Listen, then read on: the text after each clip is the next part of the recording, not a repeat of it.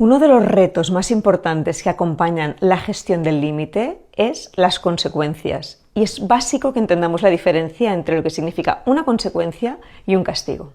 La consecuencia es una acción derivada de ese límite que tiene que ver con el límite, es decir, si no quieres apagar la tablet, la apago yo. Si no quieres irte del parque, te agarro yo.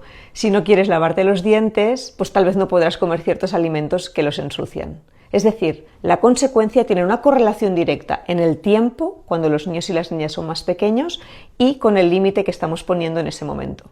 A medida que tus hijos van creciendo, esas consecuencias, sobre todo ya cuando entramos en la etapa del no retorno, se pueden ir ampliando en el tiempo. Es decir, antes de los 6-7 años, yo siempre propongo que la consecuencia sea lo más directa y cerquita posible del momento en el que establecemos el límite. Pero a partir de los 7 años es probable que esos límites, esas consecuencias, las podamos ir ampliando en el tiempo. Es decir, si te cuesta cada vez que te digo que cierres la pantalla, tienes un problema o tenemos una discusión, tal vez tendremos que revisar el uso que haces de estos dispositivos. Entonces, esa consecuencia no tiene que venir siempre correlacionada con el momento, se puede ir ampliando a lo largo del espectro de la semana, o podemos incluso poner consecuencias que sean un poquito más lejos del momento presente.